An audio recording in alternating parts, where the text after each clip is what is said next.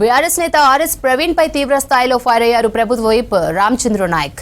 ఆయన ఆర్ఎస్ ప్రవీణ్ కాదు, పిచ్చి ప్రవీణ్ అని ఎద్దేవా చేశారు. కేసీఆర్ కేటీఆర్ దగ్గర మార్కులు కొట్టేయాలని ఫార్ములా ఈ రేస్ పై పిచ్చిగా మాట్లాడుతున్నారని విమర్శించారు. బీఎస్పీ నిధులను ఆర్ఎస్ ప్రవీణ్ ఎలా స్వాహా చేశాడో అందరికీ తెలుసన్నారు. కేసీఆర్ ఇచ్చే డబ్బు కోసం కక్కుర్తిపడి నమ్మిన దళిత గిరిజన బహుజన బిడ్డలను నట్టెంట ముచ్చాడని మండిపడ్డారు. ఇప్పటికైనా ఆర్ఎస్ ప్రవీణ్ జాగ్రత్తగా మాట్లాడాలని హెచ్చరించారు రామచంద్ర నాయక్. ఆర్ఎస్ ప్రవీణ్ గారు, మీరు ఒక బహుజన దళిత గిరిజన కుటుంబాలకు విద్యార్థులకు ముఖ్యంగా మీరు చేసిన దగ అంత ఇంత కాదు.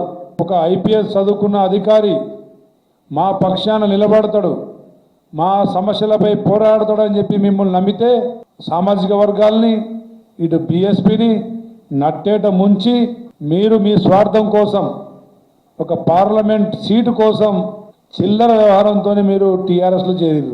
టీఆర్ఎస్లో చేరిన నాటి నుండి మీకు ఏం చేయాలనో తెలియని పరిస్థితిలో నిజంగా మతి భ్రమించి ఉంటే పక్కనే ఎర్రగడ్డ ఆసుపత్రి ఉంది, ఒకసారి చూయించుకోండి. మీకు తలపైన ఎంట్రుకలే కాదు, తలలో పూట బ్రెయిన్ కూడా పోయిందని చెప్పేసి నేను డాక్టర్గా చెప్తా ఉన్నా.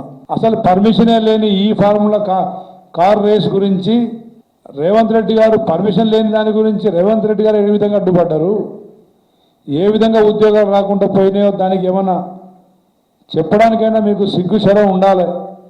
మిమ్మల్ని మాట్లాడమని పంపించిన ఆ కేసీఆర్ కేటీఆర్లకైనా కొంచెం